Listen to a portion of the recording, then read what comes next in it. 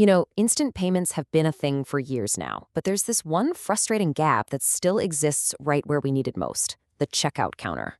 Today, we're going to dig into a brand new proposal that aims to finally connect all the dots in European payments. Let's get right into it. So let's just start with a really simple, everyday scenario. You're buying a coffee. The tech for instant bank transfers has been right there on our phones for years. So why on earth can't we just scan a QR code and pay straight from our bank account? It seems so obvious, doesn't it? Well, that simple question actually uncovers a huge problem right at the heart of the Single Euro Payments Era, or SEPA. Okay, here's how we're going to break it all down. First, we'll look at the core problem at the point of sale, and then we'll pinpoint the three big missing pieces. After that, we'll dive into the proposed solution. It's called IPOI, check out its entire family of tools, and finally, see how it's all supposed to come together. Right, let's kick things off with SEPA's big issue at the checkout counter. Honestly, the best way to think about this is like having a box of Lego bricks. You've got all the right pieces right there in front of you, but for some reason, they just won't click together to build what you actually want. And here's the really fascinating part. SEPA already has all the right technical building blocks. We've got instant transfers, we have standards for QR codes, pay verification, and a whole system to clear it all in just seconds. All the pieces are literally on the table. And yet, almost nobody uses this at the checkout. So what gives? So here's the crucial point. The problem isn't the technology, it's the meaning.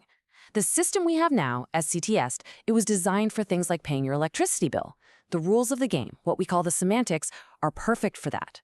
But those same rules completely fall apart when you're standing in line at a bakery needing speed, certainty, and, privacy. Okay, so where exactly does this whole system break down? Well, it really comes down to three specific missing pieces, like three big gaps in the wall that keep these blocks from working together when you're trying to buy something. First off, there's absolutely no guarantee of speed.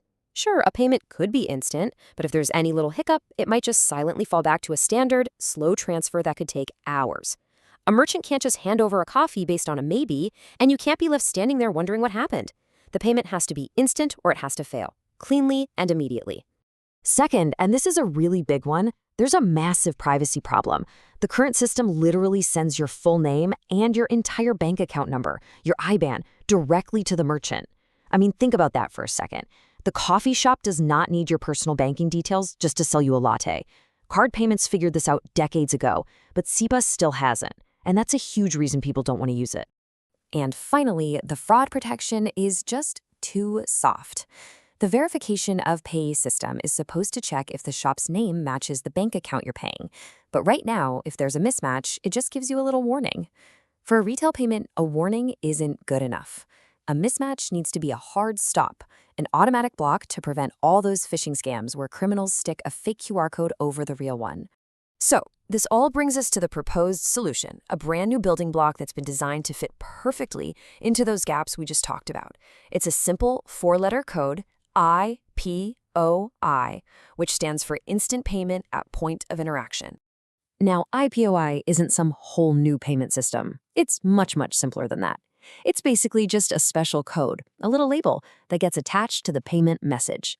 But that little label acts as a really powerful instruction to every single bank in the chain. It tells them, hey, this isn't a bill payment. This is a retail purchase. Treat it differently. And that one instruction triggers two crucial new behaviors. The first new behavior is this mandatory pre-flight gate. Before a single cent even moves, your bank runs a quick series of checks. Can we send instantly? Yep. Can the shop's bank receive instantly? Yep. And does the shop's name match the account? Yep. If all three are a yes, the payment goes through. If even one of those checks fails, the whole transaction is aborted on the spot. It's either a guaranteed success or a fast, clean failure. No more maybes. And the second new behavior? Privacy by default. Just take a look at the difference here.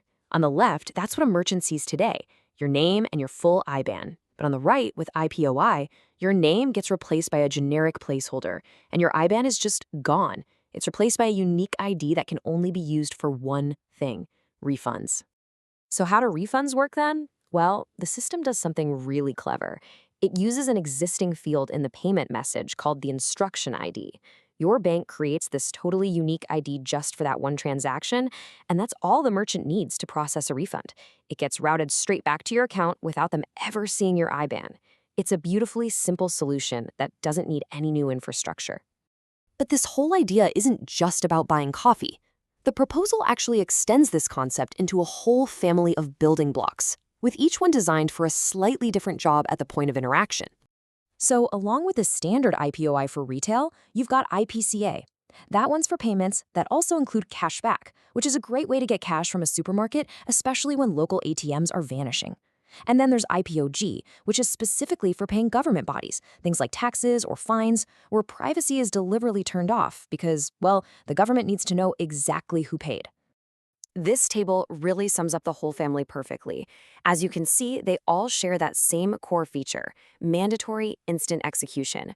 But they cleverly adapt the privacy rules to fit the specific situation. Retail and cashback payments protect your identity, while government payments ensure full disclosure. Each block is perfectly tailored for its job. Okay, so this all sounds great in theory, but how does a proposal like this actually get put into practice so that we can all start using it in our banking apps? While the good news is the implementation path is designed to be pretty quick and low impact, it doesn't require changing the fundamental way messages are sent. Instead, it cleverly piggybacks on the existing update cycles for all the codes, QR standards, and rulebooks. The target is to get this thing live within the next few years. It's also really important to understand where this fits in with the upcoming digital euro. This is not a competitor. The digital euro is still several years away. IPOI is designed as a fast-to-market solution that fills a critical gap right now. And then, in the long run, it will serve as a really valuable commercial bank alternative and fallback. So what's the ultimate takeaway here? The technology for instant retail payments was never really the problem. It's been there all along. What was missing was the meaning, the simple instructions telling the system how to behave in a shop versus how to behave when you're paying a bill. The IPOI family provides that missing semantic layer, finally allowing all those Lego bricks to click together, unlocking the potential for seamless, secure, and private payments right where we need them most. It's not about building something new, it's about making the technology we already have finally work for us.